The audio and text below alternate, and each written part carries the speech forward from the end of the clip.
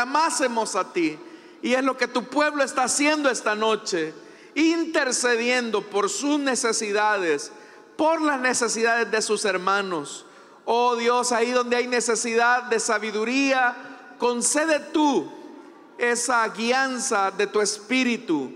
Ahí, Señor, donde hay conflictos, trae paz y armonía para que todos puedan reconocer tu nombre. Gracias, Señor, por todo lo que haces. Gracias, Señor, por tu amor y fidelidad. Ahora queremos pedirte, nos entregues tu palabra. Espíritu de Dios, acomoda tu palabra para que todos podamos ser edificados. Todo lo pedimos en el nombre de Jesús. Amén y amén. Les invito, hermanos, a ponerse en pie. Vamos a abrir la Biblia en el Evangelio de Juan. Es el libro de la Biblia que estamos estudiando los días martes. Evangelio de Juan, capítulo número 5. Vamos a leer a partir del versículo 24 en adelante. Si lo tienen, dicen amén. Evangelio de Juan, capítulo 5, versículo 24. La palabra de Dios nos dice: ciertamente les aseguro que el que oye mi palabra y cree al que me envió, tiene vida eterna y no será juzgado, sino que ha pasado de la muerte a la vida. Ciertamente les aseguro que ya viene la hora, y ha llegado ya, en que los muertos oirán la voz del Hijo de Dios, y los que la oigan vivirán. Porque así como el Padre tiene vida en sí mismo, así también ha concedido al Hijo el tener vida en sí mismo, y le ha dado autoridad para juzgar, puesto que es el Hijo del hombre. No se asombren de esto, porque viene la hora en que todos los que están en los sepulcros oirán su voz, y saldrán de allí los que han hecho el bien, resucitarán para tener vida. Pero los que han practicado el mal resucitarán para ser juzgados. Yo no puedo hacer nada por mi propia cuenta.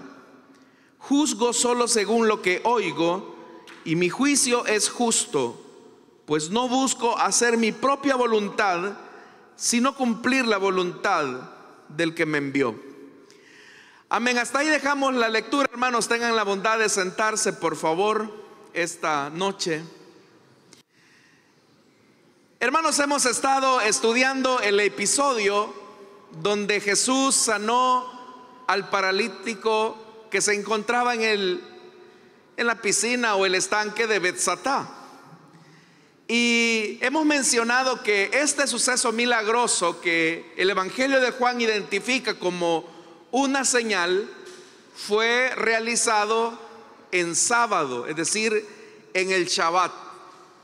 Que Jesús haya hecho esto en día sábado en realidad no era un hecho casual o aislado, sino que el Señor Jesús acostumbraba a realizar sanidades, señales y milagros en el día sábado, y eso hacía que los judíos persiguieran a Jesús por ese tipo de acciones, porque los judíos habían declarado el sábado como un día sagrado para que el pueblo reflexionara en Dios, pero también para que se guardaran las prescripciones rabínicas. Pero Jesús, hermanos, lo que hacía era hacer bien al hombre en sábado. Pero no solamente irritaba a los judíos que Jesús realizara estas señales en sábado, sino que también, hermanos, Jesús mismo decía que Dios era su Padre. Y al declarar a Dios como su Padre, los judíos entendieron perfectamente la situación, porque Él mismo se hacía igual a Dios. Es decir, que Él se estaba apropiando de prerrogativas de tipo divina. Porque si se decía que el Padre que Dios era su Padre, Eso significaba que también él gozaba de la naturaleza divina. Hasta este momento, entonces, todo lo que ha hecho Jesús, como ya lo dije, no fue una casualidad, sino que de manera intencional Jesús se dedicaba a hacer el bien en sábado. Jesús se dedicaba también a ayudar al hombre, a darle reposo. Y eso, como le digo, despertó en el corazón de los judíos la agresividad y la hostilidad hacia su ministerio. Pero no solamente eso, hermanos, sino que el hecho que Jesús hiciera eso nos describe de la conciencia que Jesús tenía. Al menos así el Evangelio de Juan lo revela.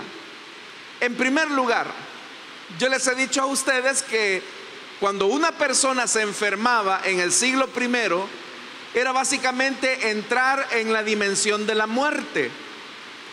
Para nosotros, hermanos, una enfermedad no necesariamente significa morir físicamente, porque sabemos que hay medicamentos, sabemos que hay médicos, sabemos que hay hospitales que nos pueden ayudar. Y la enfermedad no necesariamente significa la muerte. Hay formas en las que se puede prevenir o paliar la enfermedad. Pero en la época del Señor Jesús, estar enfermo era entrar en la dimensión de la muerte. Cuando Jesús sanaba a una persona, literalmente, hermano, lo que Jesús hacía era extender su mano y arrebatar a esa persona del dominio de la muerte cuando lo declaraba sano. Eso fue lo que ocurrió cuando el Señor sanó al hijo del funcionario. Y esa fue, hermanos, la señal que vimos anterior a esta. También en el momento en el que Jesús sana al paralítico, lo está sacando de la muerte social para colocarlo en la vida, porque ahora ese hombre se va a poder valer por sí mismo. Entonces, si Jesús devuelve la vida, es porque Él goza de la naturaleza divina, es porque Él es Dios. Yo a ustedes les he estado preguntando continuamente, ¿quién es el único que puede darnos la sanidad? Solamente es Dios. Y si Jesús está sanando, es porque Él es el Hijo de Dios, porque solo Dios puede devolver la vida. Pero otro elemento que también hemos visto en las enseñanzas anteriores es que si Jesús está sanando en sábado, es porque Él es el Señor del sábado y Él está siguiendo el ejemplo de su Padre. Él mismo se los dijo a los judíos: mi Padre, es decir, Dios, mi Padre, aún hoy en sábado Él sigue trabajando, y si Él trabaja, yo también trabajo en sábado. Hemos dicho que no solamente Jesús comparte la naturaleza del Padre, sino que también Jesús comparte su misión.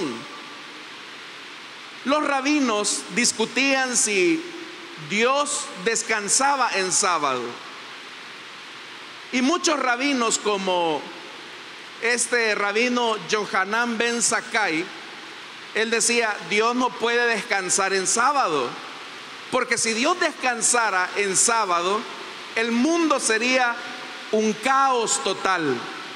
Y eso, mis estimados hermanos y hermanas, es lo que Jesús refiere cuando Él dice: si mi Padre aún en sábado no puede descansar, porque eso supondría un caos, yo también sigo su ejemplo. Yo no puedo descansar en sábado, yo tengo que hacer la voluntad de Dios. Pero al hacer obras en sábado, Jesús está posicionando como Señor del sábado. Es decir, el sábado no está por encima de Jesús, sino que Jesús está por encima del sábado. Él es el Señor. Hasta aquí, hermanos, los judíos tienen motivos suficientes para linchar a Jesús, para apedrearlo, para acusarlo de blasfemia.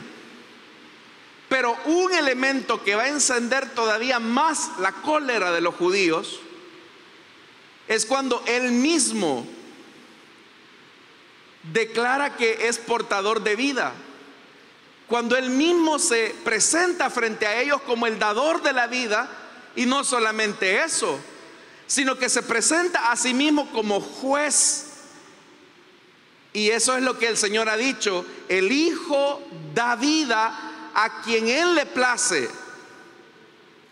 Usted sabe, hermanos, que nosotros tenemos vida, pero la vida no nos pertenece, y tampoco nosotros no somos creadores de vida. Somos algo así como la luna y el sol.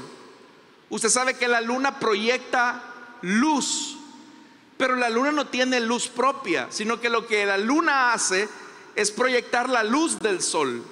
Eso es lo que nosotros vemos en la noche. La luna no tiene luz propia. Igualmente nosotros tenemos vida, pero no somos agentes de vida, no somos portadores de vida. Dios nos ha dado la vida, y eso es así. Usted no puede crear vida a su antojo. Usted no puede darle vida a una persona, porque esa es una función que solamente le compete a Dios. Es más, hermanos, los rabinos del siglo I decían que Dios tiene 3 llaves que no le presta a nadie, que Dios no le presta a nadie. Número 1, la llave de la lluvia. Dios no le presta esa llave a nadie. La segunda llave que Dios tiene es el de la vida. Solamente Dios puede dar la vida. Y la tercera llave que solo Dios tiene es el de la resurrección. Eso es lo que decían los rabinos a partir de ciertos elementos que aparecen en el Antiguo Testamento. Pero ahora Jesús está diciendo que Él es dador de la vida, porque cuando Él dice el Hijo da vida a quien Él le place, Jesús no solamente es receptor de la vida, sino que Jesús emite la vida para el que cree en Él. Pero hasta ahí, hermanos, eso era un escándalo para los judíos, porque va más allá. Porque dice que no solamente Dios le ha permitido a Jesús dar la vida, sino que también el Padre no juzga a nadie, sino que todo el juicio se lo ha delegado a su Hijo. Y en este momento los judíos sabían que el único que puede juzgar la vida de una persona es el Padre nada más. Entonces no es que Jesús esté diciendo que Él es el Padre, sino que Jesús goza de la naturaleza divina, y por lo tanto, número 1, Él es dador de la vida. Número 2, Él es Señor del sábado. Él está por encima del sábado. Y número 3, vemos que Jesús es juez del universo. Dios Padre lo ha constituido a Él como juez. Todos esos elementos son los que hemos visto a partir del cuestionamiento que los líderes religiosos le quieren hacer al Señor. Le voy a traer un poco a su memoria lo que hemos visto, hermanos.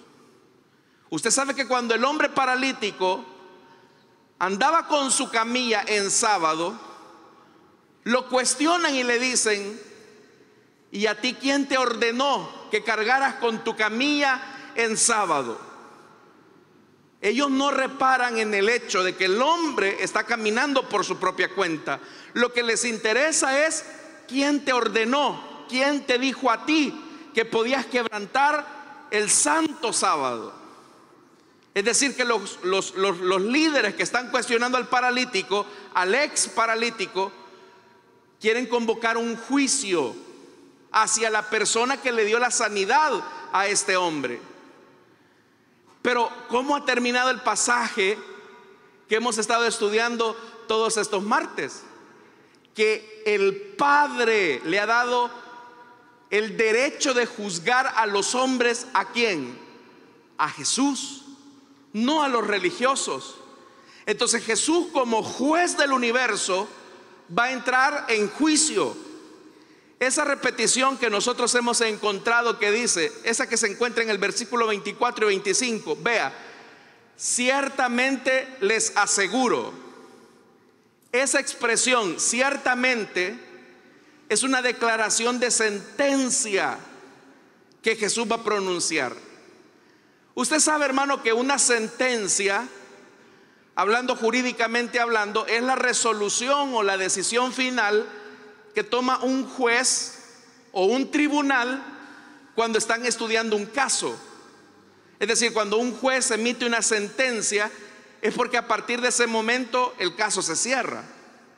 La sentencia se puede apelar, y ahí va a ir dependiendo, hermano, de cómo se vaya sustentando la apelación, que podría revocar esa sentencia, podría revertirla, incluso podría anularla, y esa apelación podría llegar incluso hasta la entidad máxima, que en el caso de nuestro país es la Corte Suprema de Justicia.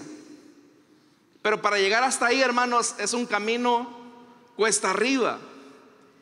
Pero Jesús no tiene autoridad por encima de él, más que el Padre. El Padre le ha delegado a él todo el juicio. Entonces la sentencia que Jesús va a dictaminar a partir del versículo 24 y 25 es inapelable.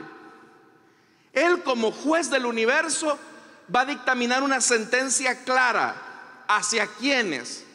Hacia aquellos religiosos que lo querían juzgar a él por haberle hecho bien a un hombre paralítico en sábado. Entonces mire cómo los papeles se cambian. El que iba a ser juzgado por los religiosos ahora se convierte en el juez de ellos.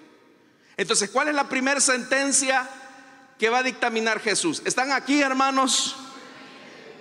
Vea lo que dice: ciertamente les aseguro que el que oye mi palabra y cree al que me envió tiene vida eterna y no será juzgado, sino que ha pasado de la muerte a la vida.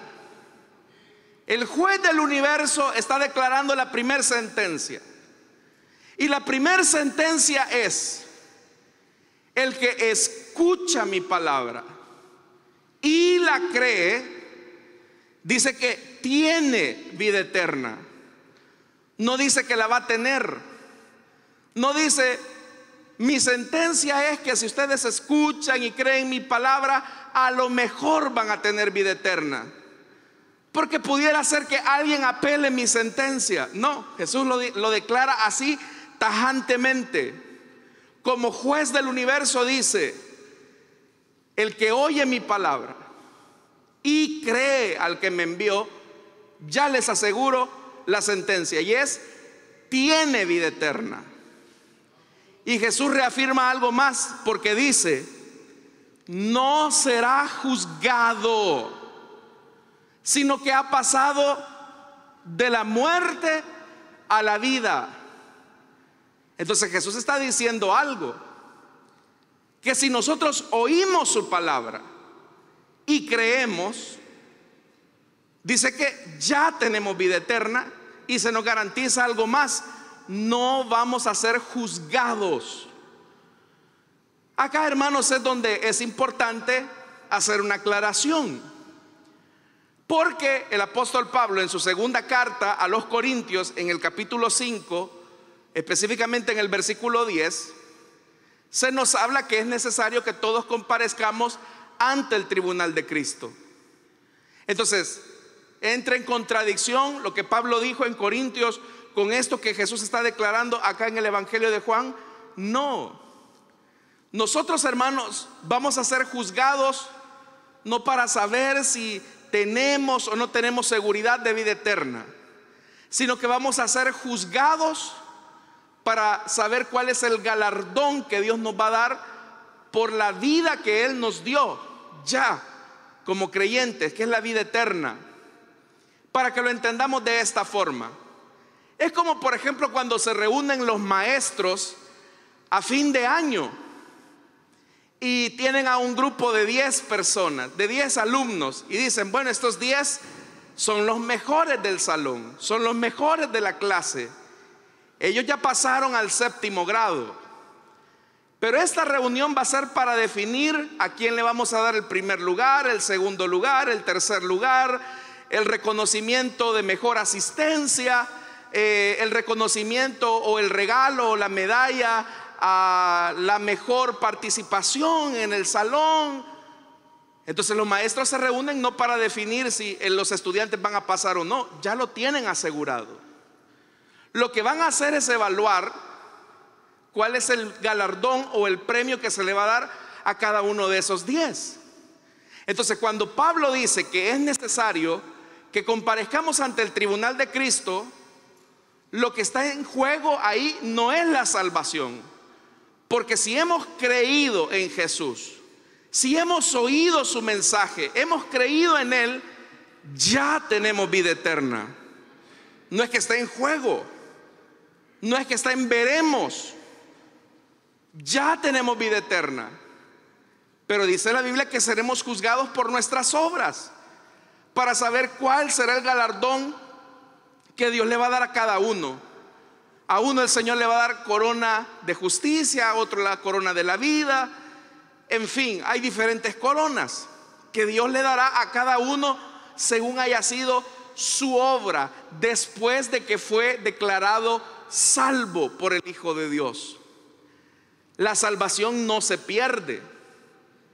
¿Estamos claros en eso, hermanos? La salvación no se pierde. Lo que sí se puede perder son los galardones, son los méritos que se están haciendo para recibir dichos galardones.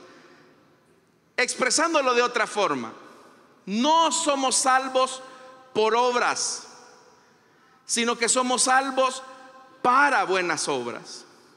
Ahora, eso es un hecho innegable, pero ¿qué de aquellos que oyen la palabra de Dios pero no creen en Jesús? Bueno, ellos sí van a tener que comparecer ante el juez del universo en lo que Apocalipsis conoce como el juicio del gran trono blanco, donde las personas serán juzgadas para saber el nivel de condenación que van a tener en la eternidad. Y por eso es que Jesús dice: el que oye mi palabra y cree al que me envió, ya les doy la sentencia. Tienen vida eterna y no van a ser juzgados.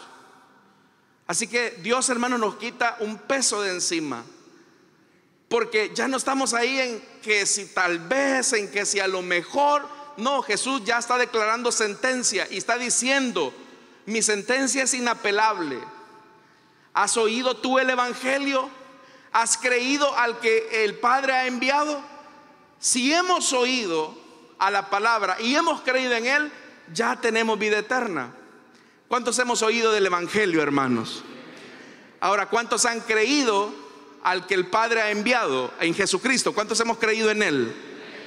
Bueno, ¿qué es lo que dice la Biblia? Ya tiene vida eterna. Eso está seguro. Amén, hermanos. Pero la segunda sentencia es la que aparece en el verso 25. Oiga, ciertamente les aseguro que ya viene la hora, y ha llegado ya, en que los muertos oirán la voz del Hijo de Dios, y los que la oigan vivirán. Se está estableciendo una verdad, y es que viene la hora. Y dice Jesús: la hora ha venido ya. Este elemento de la hora ya lo vimos cuando estudiamos el capítulo 4, cuando Jesús, por ejemplo, le dijo a la mujer samaritana: mira, mujer, se acerca la hora que ni en este monte ni en Jerusalén van a adorar ustedes al Padre. Y desde ya te digo, se acerca esa hora, y esa hora ha llegado ya, en que los verdaderos adoradores no rendirán culto al Padre ni en el monte ni en Jerusalén, sino que rendirán al culto al Padre en espíritu y en verdad. Pero note lo que Jesús está diciendo: la hora viene y ha llegado ya. Lo mismo que está apareciendo acá en este discurso o en esta sentencia de Jesús.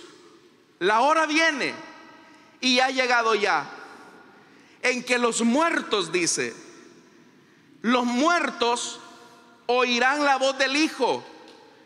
Y hemos dicho que el Hijo es dador de vida. Entonces, si los muertos oyen la voz del Hijo, dice claramente, hermanos, que ellos vivirán. Cuando se habla de esto, de muertos, hay que entender los tipos de muerte en el que los seres humanos nos relacionamos. Porque cuando usted escucha la palabra muerte, usted siempre piensa en la muerte física. Pero la muerte física es el resultado de la primer muerte, que es la muerte espiritual. En la Biblia se nos habla de la muerte espiritual, la muerte física, que es el resultado de la muerte espiritual, y la segunda muerte o muerte eterna, que es la condenación eterna. Entonces, cuando acá el Evangelio de Juan dice que ciertamente les aseguro que ya viene la hora y ha llegado ya en que los muertos oirán la voz del Hijo, se está refiriendo a aquellos muertos espirituales que escuchan la palabra de vida de Jesús y que al escuchar esa palabra la reciben con fe y creen en el dador de la vida, creen en Jesucristo como la vida. Cuando nosotros oímos el Evangelio, eso en nosotros produjo la fe para creer que Jesucristo es el Hijo de Dios. Y al oír la palabra, nosotros caminamos en base a esa fe. Y esto es algo que ya vimos en las dos señales anteriores. Cuando el funcionario, le dijo a Jesús: Jesús, baja conmigo, que mi hijo está enfermo, se va a morir. Jesús le dio una palabra: vuelve a tu casa, que tu hijo vive. Inmediatamente aquel hombre creyó a esa palabra y se encaminó hacia su casa. ¿Y cuál fue el resultado? Que el hijo vivió. Cuando Jesús le dijo al paralítico del estanque de Betsatá: mira, levántate, recoge tu camilla y anda, esa palabra que pronunció Jesús generó vida en las piernas tullidas o en la columna débil de aquel hombre. Y por eso es que ese hombre se levantó, tomó la camilla y anduvo, porque fue una palabra de vida que Jesús pronunció. Entonces, hermanos, la palabra que Jesús pronuncia es una palabra de vida. Cuando nosotros venimos acá a la iglesia, ¿qué es lo que venimos a escuchar? Venimos a escuchar una conferencia, venimos a escuchar una charla motivacional, venimos a oír la plenaria de un hombre versado en determinado tema. No, usted mismo lo dice: vamos a la iglesia a escuchar palabra de Dios. Y cuando esa palabra es anunciada, Dios coloca la vida de su Hijo en esa predicación. Por eso es que el apóstol Pablo va a decir que la fe viene por el oír, y el oír por la palabra de Dios. Esto nos dice a nosotros algo importante, hermanos: que nadie llegará a ser salvo si antes no ha escuchado la bendita palabra de Dios. Por eso es que nosotros debemos de esforzarnos en eso, en oír la palabra de Dios, en escuchar la palabra de Dios, porque solo la palabra de Dios es la que nos puede devolver a la vida. Solo la palabra de Dios es la que puede generar en nosotros la vida de Dios. Entonces, a los amigos que están acá esta noche, o los que nos oyen a través de la radio o nos ven a través del internet, ¿qué siente usted cuando el mensaje del Evangelio es anunciado? Para ustedes, una simple reunión que tienen los evangélicos, Simplemente se han reunido ahí porque no tienen nada que hacer. Bueno, yo desde ya le digo cuál va a ser su sentencia. Jesús dice que aquel que no cree en el Hijo ya ha sido condenado. ¿Y por qué ha sido condenado? Porque oyendo la palabra de Dios se ha negado, se ha resistido a creer en el Hijo de Dios. Entonces, cuán importante es, hermanos y hermanas, que nosotros creamos en el Hijo de Dios. ¿Qué es lo que nos da a nosotros salvación? Lo único que nos da salvación es que escuchemos el Evangelio y creamos en la persona de Jesucristo, que es de quien se trata el Evangelio. La buena nueva es que nosotros estábamos destituidos de la gloria de Dios, pero el Padre envió a su Hijo Jesucristo a morir por nosotros en nuestro lugar, y que si creemos en su sacrificio ya tenemos vida eterna. Amén, hermanos. Déselo fuerte si es para Él.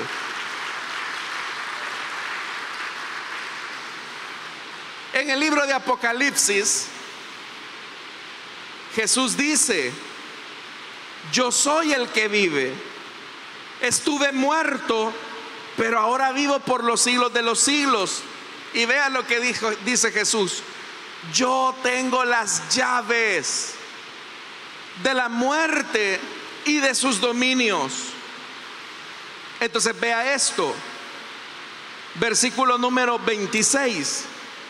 Porque así como el Padre tiene vida en sí mismo, así también ha concedido al Hijo el tener vida en sí mismo. Lo que Juan está diciendo en ese pasaje es que aparte de que el Hijo de Dios goza de la naturaleza divina, Jesús es dador de vida. Él es el que concede la vida. La pregunta es: ¿a quiénes se las concede? A los que creen en Él, a los que escuchan la palabra y creen en el que ha sido enviado. Entonces dice el versículo 27: y le ha dado autoridad para juzgar, puesto que es el Hijo del Hombre. Acá, hermanos, se está elevando el contenido de la enseñanza de Jesús, su revelación acerca de sí mismo. Porque Jesús no solamente es dador de vida, sino que también es juez. Y eso es lo que dice: se le ha concedido autoridad para juzgar. Tanto en el versículo 24 como en el 25 que ya leímos, ya le dije, Jesús está dictando sentencias. Y como esas sentencias de un juez del universo son inapelables, si a usted el Señor Jesús lo ha declarado salvo porque ha creído en Él, no piense que el diablo va a poder apelar esa decisión. Si ya el Señor lo declaró salvo, es salvo, hermano.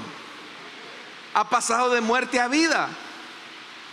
Dice el verso 28: no se asombren de esto, porque viene la hora en que todos los que están en los sepulcros oirán su voz.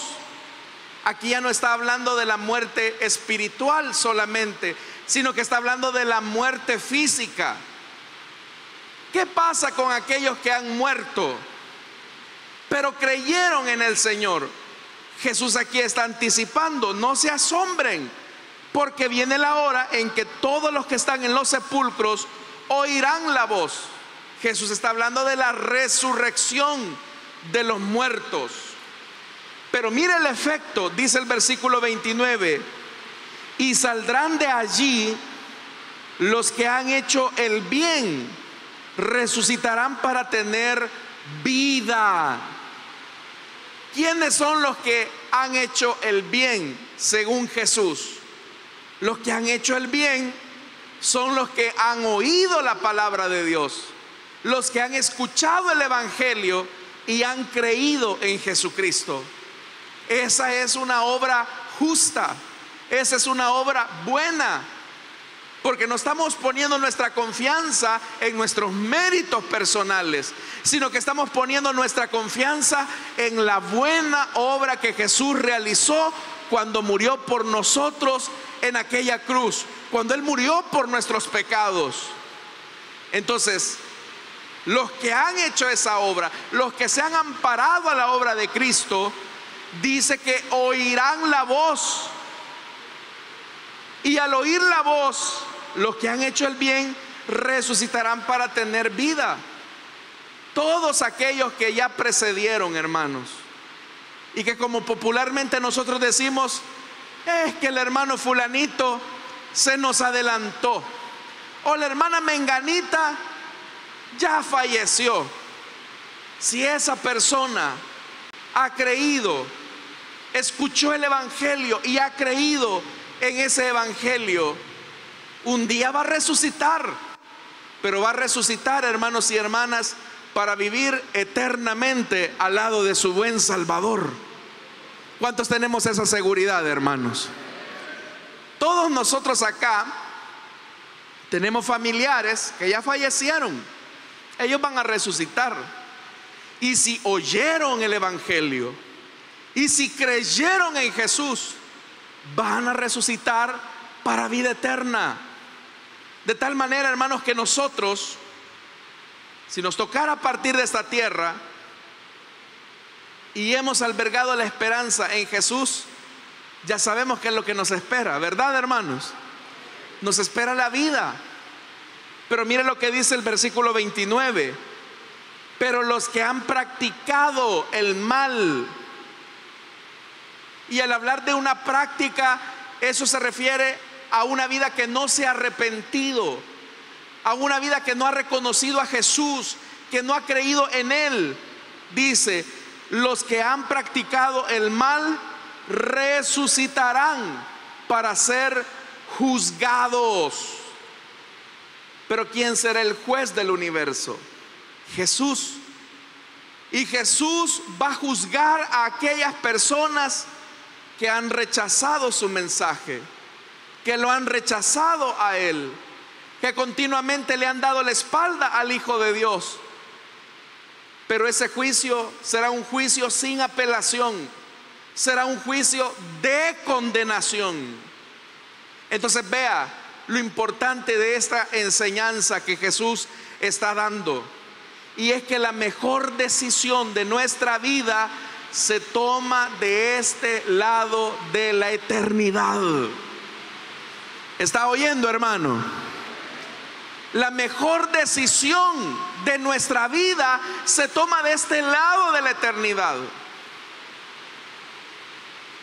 Si usted aquí en esta vida rechazó al Hijo de Dios y usted dijo, no, si eso del evangelio es medicina para tontos, eso de la religión es para gente ignorante que no tiene cultura, yo soy una persona intelectual que no necesito de esas ideas. Pobrecito, pobrecito de ti, porque te vas a terminar convenciendo que la vida solamente está en Jesús, y que si tú rechazas al dador de la vida, permaneces en una condición de muerte. Y al estar muerto espiritualmente, vas a morir físicamente como todos los seres humanos. Pero al morir en esa condición, vas a también terminar muriendo eternamente, porque rechazaste al dador de la vida, rechazaste al único que puede perdonar tus pecados y sacarte de tu condición espiritual de muerte. Recuerde lo que le he dicho: muerte espiritual es lo que genera muerte física. La muerte física es el resultado de nuestra muerte espiritual. Pero ¿cómo venimos a la vida? ¿Cómo somos resucitados para ser libres de la muerte espiritual?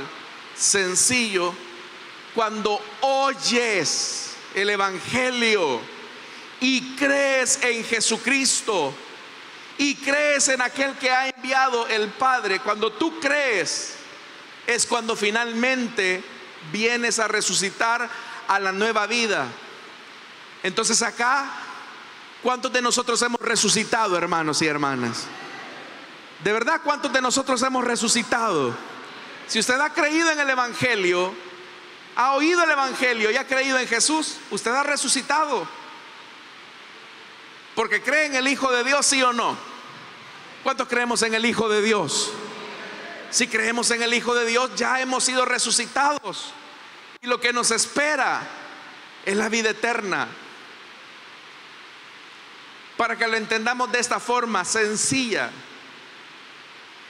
los que nacen 2 veces solo van a morir una vez. Los que nacen físicamente y han nacido espiritualmente, si el Señor tardara en venir, solo vamos a morir una vez. Porque después de la muerte física nos vamos a encontrar cara a cara con el Señor. Pero aquellos que solamente nazcan una vez van a tener que morir 2 veces. Van a tener que morir 2 veces. La muerte física, que es inevitable para todo ser humano, pero la que pudieron evitar, que es la muerte espiritual, que es la condenación eterna, la van a recibir porque se resistieron a creer en el Hijo. ¿Qué es lo que los judíos están haciendo? Los judíos están resistiendo a Jesús. Al decirle al paralítico: ¿y a ti quién te ordenó que cargaras con tu camilla y anduvieras? En vez de reparar que el que le había dado esa orden al hombre era Dios mismo. Era el creador, era el dador de la vida, era el juez del universo. En vez de reparar que Emmanuel estaba con ellos, Dios en medio de ellos, lo que están haciendo es querer juzgar al dador de la vida. Y por juzgar a Dios y rechazarlo, se están acreditando la sentencia de condenación. Y termina el versículo 30. Yo no puedo hacer nada por mi propia cuenta, que fue lo que vimos en el versículo 19. Juzgo solo según lo que oigo. ¿A quién oye Jesús como juez? ¿A quién oye? No nos oye a nosotros, hermano. Oye al Padre. Entonces el Padre le dice al Hijo: este es de los míos. Este, cuando escuche la predicación en la iglesia, él va a creer y va a poner su confianza y su fe en ti, Jesús. Así que él es salvo. Él es mi hijo, ella es mi hija. Y Jesús reconoce, porque dice la Biblia que el Padre le ha dado las ovejas en su mano, se las ha puesto, él las conoce.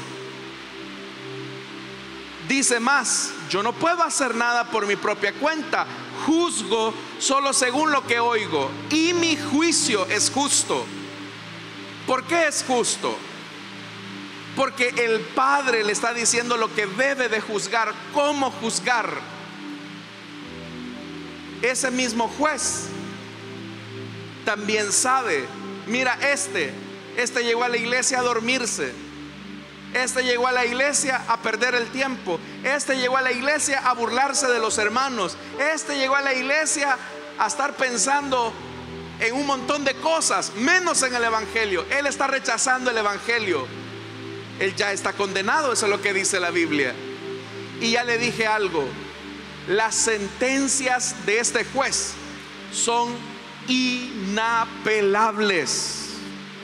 Son inapelables. Si el Señor a ti te ha declarado salvo, la salvación está contigo permanentemente, porque su sacrificio es perfecto. Dicen amén a eso, hermanos.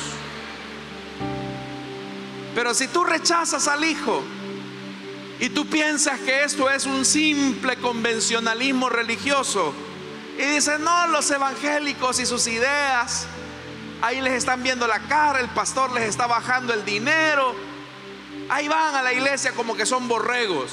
Esa gente que habla de esa forma y en esos términos de la iglesia, de Jesús, del evangelio, la Biblia dice, su sentencia también es inapelable, ya están condenados. El problema es que cuando vengan a despertar, cuando recobren la conciencia de su muerte espiritual, ya habrá sido demasiado tarde, porque la decisión se toma ahora. Si oímos hoy su voz, no endurezcamos nuestro corazón. Termina, dice Jesús, no busco hacer mi propia voluntad, sino cumplir la voluntad del que me envió. Entonces Jesús ha sanado a un hombre en sábado porque está cumpliendo la voluntad del Padre. Pero también Jesús va a cumplir la voluntad del Padre cuando tenga que juzgar a todas las personas, porque ante Él se doblará toda rodilla de lo que está en el cielo y de lo que está en la tierra, hermanos. Solamente hay un nombre dado a los hombres, y ese es Jesucristo, el Hijo de Dios. Amén. Vamos a orar, hermanos. Vamos a cerrar nuestros ojos. Teniendo nuestros ojos cerrados y nuestro rostro inclinado, quisiera hacer una invitación para aquellas personas que deciden creer en el Hijo de Dios esta noche. Si hubiese algún amigo, alguna amiga que desea entregarle su vida a Cristo, le invito para que en el lugar donde está pueda levantar su mano en señal de que usted desea tomar esta decisión. Jesús es el dador de la vida y es el juez del universo, y las sentencias de Jesús son inapelables. El que oye el evangelio y cree al que el Padre ha enviado tiene la vida eterna y no vendrá a juicio, dice Jesús. Pero aquellos que rechazan a Jesús ya han sido condenados, y las sentencias de Jesús son inapelables. Cuando Jesús toma una decisión es inapelable. ¿Quieres creer tú en el Hijo de Dios? O si habrá alguien que desea reconciliarse esta noche, le invito para que se ponga en pie o levante su mano, mientras la iglesia con sus ojos cerrados ora al Señor para que Él toque las vidas. ¿Habrá alguien esta noche que desea entregarle su vida a Jesús, que desea reconciliarse? Vamos a orar, hermanos, y agradezcamos a Dios la vida que hemos recibido, vida eterna, vida espiritual para relacionarnos con Dios.